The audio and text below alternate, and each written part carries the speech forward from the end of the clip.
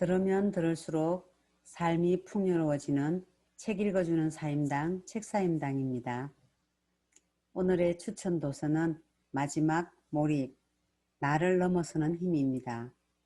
짐킥 지엄, 김미정 옮김, 비즈니스북스 출판입니다. 지연이 짐킥을 읽어드리겠습니다. 25년 넘게 세계 정상급의 CEO, 운동선수, 배우, 각계각층에 성공한 사람들의 진정한 잠재력을 끌어낸 세계적인 브레인 코치이다.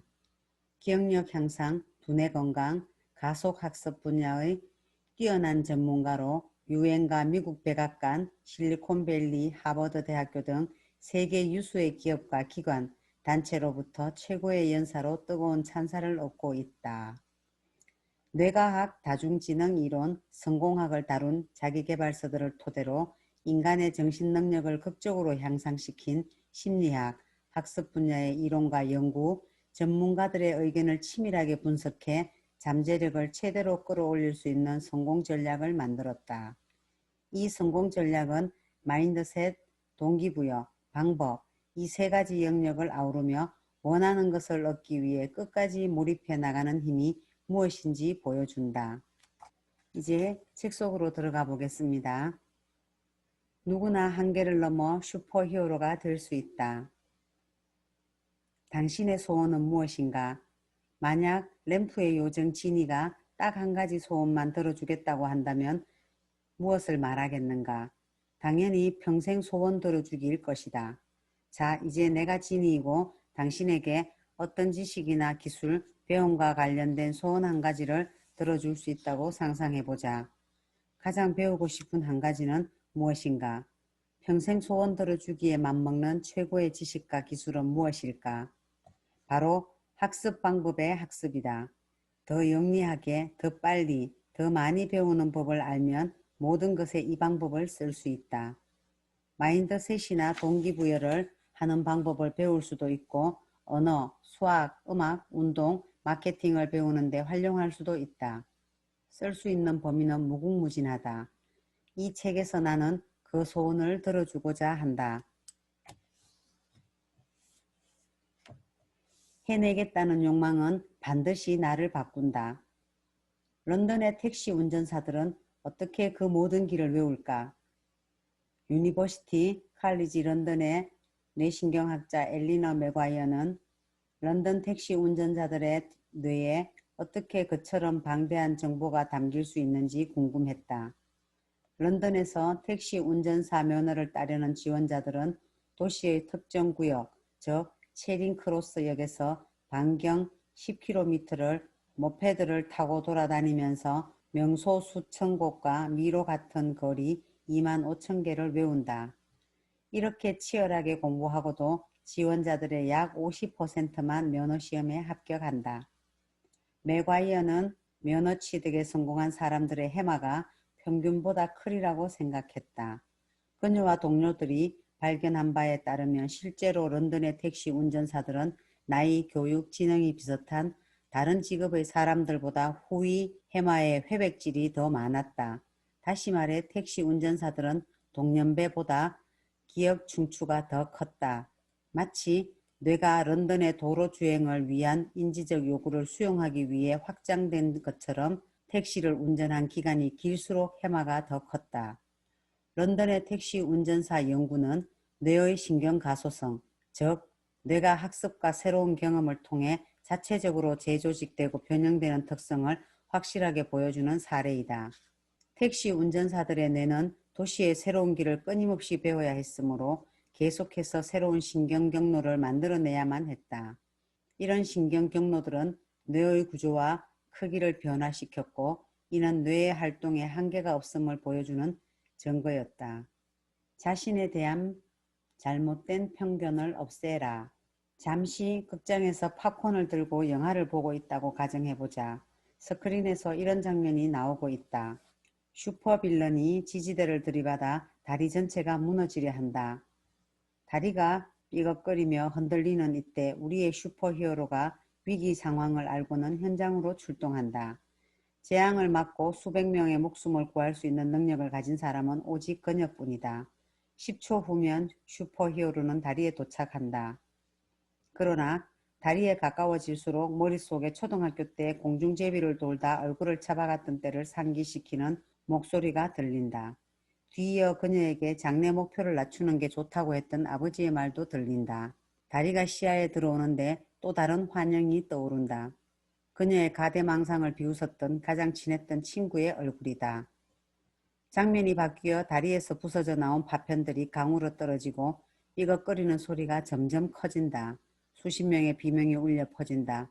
그런데 우리의 슈퍼히어로는 두 손에 얼굴을 파묻고 도로변에 앉아 자기 연민에 빠져 있다. 잠깐, 뭐라고? 슈퍼히어로 영화에 이런 장면은 없다. 여기에는 몇 가지 이유가 있다. 그중 하나는 만일 그러면 끔찍한 이야기가 되기 때문이다. 다른 하나는 과거의 어둠이나 현재 직면한 도덕적 갈등과 상관없이 제한된 신념에 굴복해서는 진정한 슈퍼히어로가 될 수 없기 때문이다.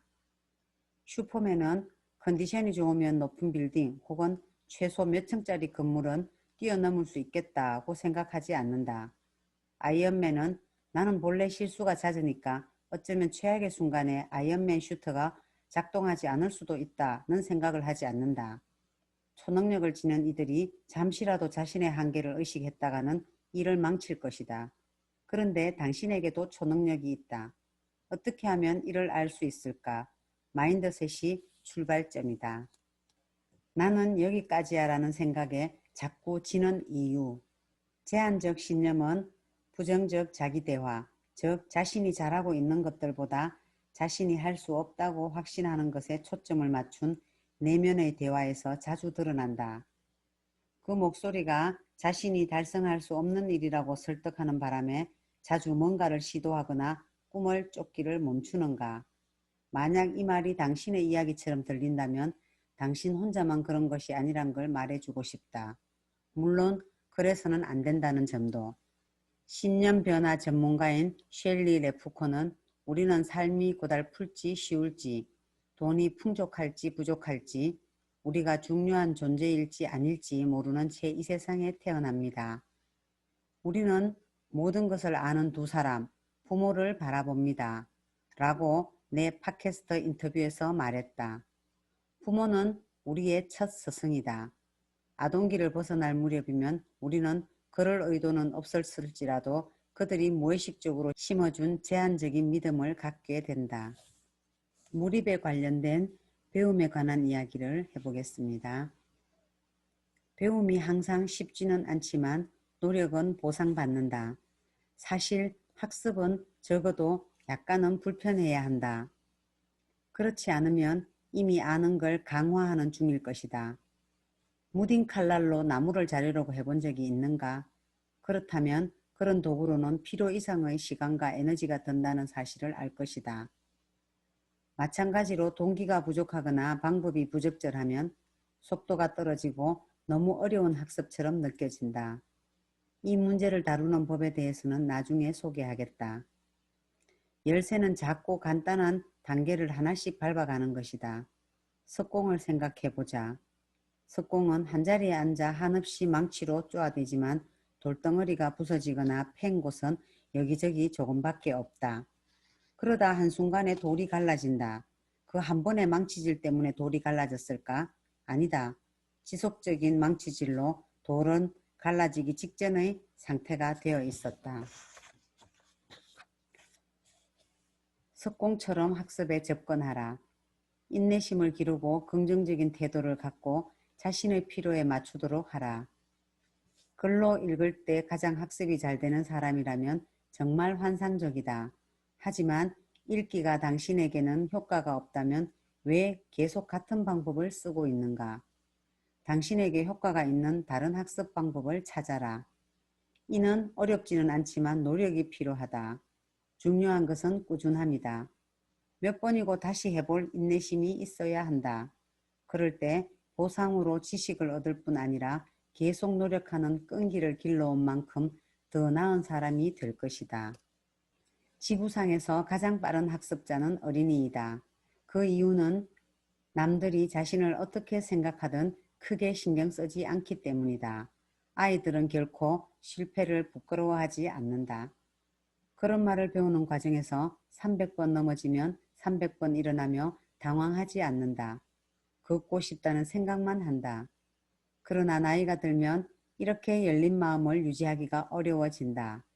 노래 수업을 듣다가 음을 틀리거나 코딩을 배우다 깜빡 실수라도 하면 곧장 부끄러워져 그만두고 만다. 한계를 넘어선다는 것은 다른 사람의 비판에 대한 두려움을 떨치는 법을 배우는 것이기도 하다. 당신이 원하는 삶을 만들어가기가 무서울 수 있다. 하지만 더 무서운 일은 무엇일까? 후회다. 언젠가 숨을 거둘 때면 다른 사람의 의견이나 자신의 두려움은 중요하지 않으며 어떻게 살았는지만이 중요할 것이다. 귀담아 들을 만한 조언을 해주는 사람이 아니라면 비판도 받아들이지 마라. 당신이 무엇을 하든 사람들은 당신을 의심하고 비판할 것이다. 스스로 내린 부당한 판단을 깨기 전에는 진정한 자신의 잠재력을 절대 알지 못한다. 다른 사람의 의견과 기대가 당신의 삶을 영위하거나 망치도록 내버려 두지 마라. 나를 좋아하거나 사랑하거나 존경하는 것은 남들이 할 일이 아니다. 바로 내 일이다. 목표를 발견하게 하는 마법의 질문. 팟캐스트에서 여러 번 인터뷰했던 사이먼 사이넥의 나는 왜 이 일을 하는가는 내가 가장 좋아하는 책 중 하나이다. 그는 당신이 무엇을 왜 하는지 다른 사람에게 전달하는 게 중요하다고 자주 강조한다. 당신을 움직이는 신념을 명확히 설명할 수 있다면 당신이 내놓는 것을 사람들은 원할 거라고 그는 말한다. 사람들이 믿는 것은 당신이 무엇을 하느냐가 아니라 왜 하느냐이다. 당신이 무엇을 왜 하는지 모른다면 다른 사람이 어떻게 알겠는가? 두 번째 마법의 질문이 왜 이것을 활용해야 하는가인데 이유가 있다. 어린이 대다수가 특히 잘 쓰는 단어가 왜이다. 아이들은 늘 왜냐고 묻는다. 주기율표나 역사적 날짜의 암기가 왜 중요했는지 아는가? 이유를 모른다면 아마 그것들을 기억하지 못할 것이다. 비즈니스에서는 목적과 목표라는 단어가 자주 사용되는데 두 단어가 무엇을 의미하는지 어떤 공통점과 차이점이 있는지 알고 있는가?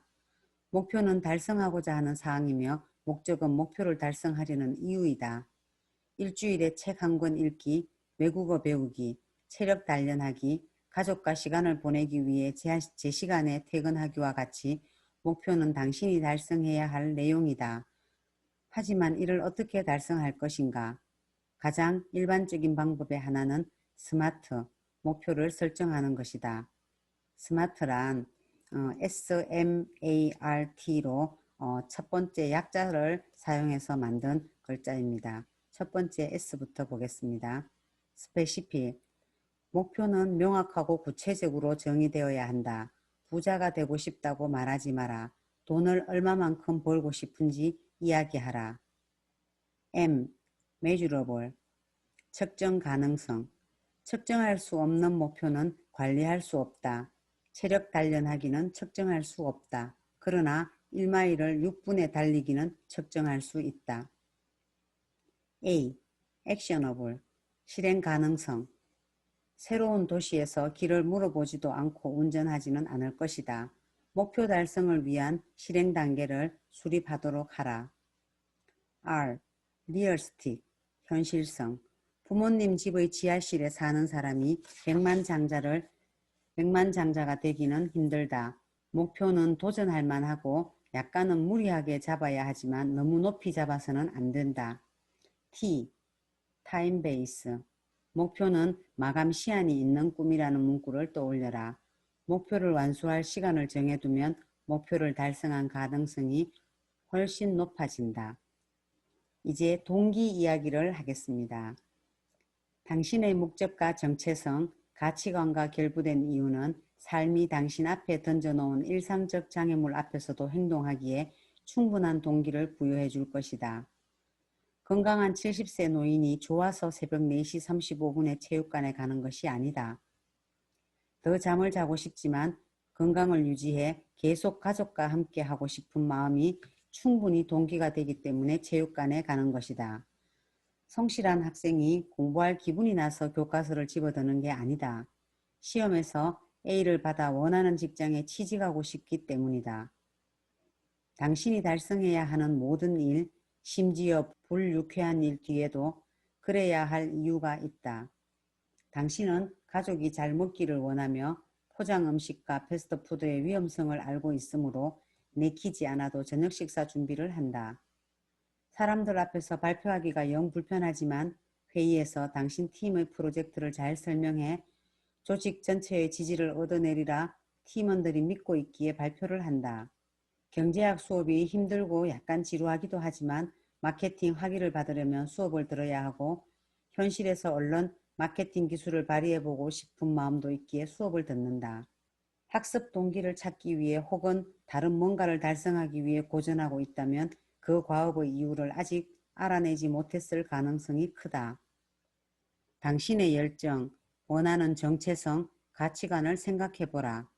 어떻게 그것들이 행동할 이유의 토대가 될 수 있을까? 동기가 정확히 세워졌다면 이제 끝까지 해내는 힘을 한번 보겠습니다. 끝까지 해내려는 두뇌 에너지가 필요하다. 어떻게 하면 뇌가 최상의 컨디션을 유지할 수 있을까? 뇌가 최상의 컨디션을 유지하기 위해 할 것은 무엇인가? 어떻게 하면 꾸준히 숙면을 취할 수 있을까? 어떤 일을 하려는 목적이 분명하고 목표를 작고 간단한 단계로 나눴다고 하자. 이로써 동기부여가 무한히 지속될 수 있을까? 예를 들어 매일 독서를 할 이유가 있고 하루에 5분만 독서를 하기로 계획했다 하더라도 어느 날 피곤해서 그 계획을 지키지 못할 수 있다. 정신적, 육체적 활력은 행동을 추진하는 데 필요한 연료이다. 우리는 시간 관리의 중요성을 알고 있지만 에너지 관리의 중요성은 잘 모르는 경우가 많다. 그러나 동기부여를 위해서는 에너지 관리와 최적화가 매우 중요하다. 여기서는 무한한 두뇌 에너지의 생성을 위해 내가 사람들에게 권장하는 방법을 소개할 것이다. 해당 영역에 얼마나 주의를 기울이는지 각 조언에 대해 1에서 10까지 척도로 평가해보자. 좋은 음식에서 에너지를 얻어야 한다. 회복력 전문가 에바 쉘 허브 박사는 종종 뇌를 고성능 자동차에 비유한다. 비싼 자동차처럼 뇌는 고급 휘발유를 넣었을 때 최상의 기능을 발휘한다. 비타민, 무기질, 항산화제가 많이 함유된 양질의 음식을 먹으면 뇌에 영양을 공급하고 산화 스트레스, 즉 인체가 산소를 사용할 때 생성되어 세포 손상을 초래할 수 있는 찌꺼기, 활성산소로부터 뇌를 보호해준다. 쉘 허브 박사는 뇌가 질 낮은 연료로 달릴 때는 원래의 기능을 할 수 없다고 지적한다. 한 예로 정제설탕은 뇌의 기능을 떨어뜨리고 염증을 유발하며 심지어 우울증까지 일으킬 수 있다. 힘든 하루와 씨름하기 위해 자기도 모르게 아이스크림 통으로 손을 뻗을 때 이 사실을 떠올려보라. 신경과학자이자 통합영양학자이며 브레인푸드의 저자인 리사 모스코니 박사는 내 팟캐스트 인터뷰에서 뇌에는 다른 식습관이 필요한 이유를 이렇게 설명했다. 인간의 뇌가 최상의 기능을 하려면 45가지의 영양소가 필요합니다. 이 영양소 대부분은 뇌 자체에서 생성되지만 나머지는 우리가 먹는 좋은 음식에서 가져와야 합니다. 그렇다. 좋은 식단과 건강한 뇌 사이에는 직접적인 연관성이 있다. 그러므로 뇌를 건강하게 관리하려면 자연이 제공하는 최상의 음식을 뇌에 공급하는 것은 필수이다. 양질의 오메가3가 풍부한 지방, 항산화제와 식물 영양소가 풍부한 채소, 소화력과 집중력을 높이는 향신료 등 핵심 재료를 신경 써서 섭취하면 뇌 기능을 유지하고 향상시킬 수 있다. 몸을 움직여라. 뇌도 움직인다. 운동은 기억력과 사고력을 보호하도록 뇌를 촉진시킨다고 하버드 헬스 레터의 하이디 고드먼 편집장은 주장한다. 그 근거로 브리티시 컬럼비아 대학교의 연구자들은 심장박동수를 높이고 땀샘을 열어주는 유산소 운동을 규칙적으로 하면 언어 기억과 학습에 관여하는 뇌 영역인 해마의 크기가 커질 수 있다는 사실을 발견했다라고 밝힌다. 벌써부터 운동은 지루하다. 운동할 시간이 없다. 체육관 회원권을 끊을 여유가 없다라고 불평하거나 변명하는 사람들의 목소리가 들리는 것만 같다. 하지만 뇌의 한계를 초월하고 싶다면 운동이 대단히 중요하다는 것은 명확한 사실이다. 생각해보자. 가만히 오래 앉아 있을 때보다 활동적으로 움직일 때 사고가 더 예리해지지 않는가? 이는 운동과 뇌 기능 간에 직접적인 상관관계가 있기 때문이다. 그러나 총명한 뇌를 유지하기 위해 올림픽 선수가 될 필요는 없다. 하루에 10분씩만이라도 유산소 운동을 해도 대단히 유익하다는 증거가 많다. 몸을 움직이면 뇌도 움직인다. 긍정적인 사람을 가까이 하라. 뇌의 잠재력은 생물학적, 신경학적 네트워크만이 아니라 사회적 네트워크와도 관련이 있다. 당신이 누구와 시간을 보내는가에 따라 당신이 어떤 사람이 되는가도 정해진다. 동기부여 강연가인 짐 론은 당신이 가장 많은 시간을 보내는 5사람의 평균이 곧 당신이라고 말한다. 당신이 그의 말을 믿든 믿지 않든 주변 사람이 우리의 삶에 의미 있는 영향을 미친다는 것은 사실이다. 실제로 함께 시간을 보내는 사람들은 당신의 뇌 기능에 영향을 미친다. 그들은 당신의 자기 대화에도 영향을 미친다. 우리는 타인이 우리에 대해 가지고 있는 믿음과 결부된 믿음을 적어도 어느 정도는 가지고 있기 때문이다. 그들은 당신이 먹는 것에서부터 운동시간, 심지어 수면 시간에도 영향을 줄 수 있다. 자신에게 유익한 사람들과 그렇지 않은 사람들을 구분하는 방법을 다룬 책들이 많이 나와 있지만 여기서는 당신의 동료가 누구인지, 그들이 당신 삶에 얼마나 영향을 미치는지, 이 영향이 한계를 뛰어넘으려는 당신에게 어떤 영향을 미치는지 몇 분 동안 생각해 보는 것만으로도 충분하다. 이제 몰입 단계를 보겠습니다. 목표를 향한 강렬한 몰입이 필요하다. 몰입은 왜 중요한가? 어떻게 몰입 상태에 도달하는가? 몰입을 방해하는 적은 무엇인가? 어떤 일에 푹 빠져서 주변의 모든 것이 사라지고 그 상태가 너무나도 자연스럽게 느껴졌던 경험을 해본 적이 있는가? 아마 그동안에는 시간이 가는 줄도 몰랐을 것이다. 일에 너무 집중해서 오후가 밤이 되는 줄도 몰랐다거나 끼니도 여러 번 걸렀다는 사람들도 있는데 바로 이런 경험이 몰입이다. 심리학자 미하이 칙센트미하이는 저서 몰입에서 몰입 상태에 대해 이렇게 설명했다. 어떤 활동에 너무 열중해서 다른 어떤 것도 중요하지 않은 상태이다. 그 경험 자체가 너무 즐거워서 이를 위해서라면 아무리 큰 대가라도 치르려 할 것이다. 칙센트미하이는 몰입이란 최적 경험이라면서 다음 8가지 특징을 보인다고 했다. 온전한 집중, 목표에만 집중하기, 시간이 빨라지거나 느려지는 느낌, 경험 자체가 보상 같은 느낌, 수월한 느낌, 힘들지만 지나치게 어렵지 않은 경험, 거의 저절로 행동이 이루어지는 느낌, 하고 있는 일에 편안함을 느낌, 이런 몰입의 경험을 해본 적이 있습니까? 제가 질문을 드리고 싶습니다. 온전히 집중하기 위한 5가지 조건, 몰입을 위한 5가지 조건이라고 보시면 좋겠습니다. 한계를 뛰어넘기 위해 가능한 한 자주 몰입 상태가 되고 싶을 것이다. 그렇다면 어떻게 몰입할 수 있을까? 여기 5가지 조건이 있다. 첫째, 산만해질 요인을 없애라. 둘째, 자신에게 충분한 시간을 주어라. 셋째, 자신이 사랑하는 일을 하라. 넷째, 명확한 목표를 가져라. 다섯째, 도전하라 조금씩. 이렇게 얘기합니다. 몰입을 방해하는 악당을 저지하라. 이 부분에서는 멀티태스킹에 대해서 이야기를 하는데요. 실제로 멀티태스킹을 하는 사람들은 한 번에 한 가지 일에 집중하는 사람보다 생산성이 상당히 떨어진다는 사실이 입증된 바 있다. 이렇게 얘기를 합니다. 몰입의 마지막 장은 독서 이야기를 하겠습니다. 독서는 왜 그렇게 중요할까? 어떻게 하면 집중력과 독해력을 높일 수 있을까? 어떻게 하면 독서를 할 때마다 더 많은 것을 얻을 수 있을까? 오프라 윈프리, 토머스 에디슨, 케네디 대통령, 빌 게이츠의 공통점은 무엇일까? 그들은 모두 독서를 많이 했다. 지도자들은 다독가다. 우리는 데이터 시대를 살고 있다. 역사상 이토록 정보가 넘쳐났던 적은 없었다. 지난 몇십 년 동안 생산된 정보가 그 전에 몇천 년 동안 만들어진 정보보다 훨씬 많다. 구글의 CEO였던 에릭 슈미트에 따르면 문명의 태동에서부터 2003년까지 5엑사바이트 정보가 생성됐지만 지금은 단 2일 만에 그만큼의 정보가 만들어지고 있다.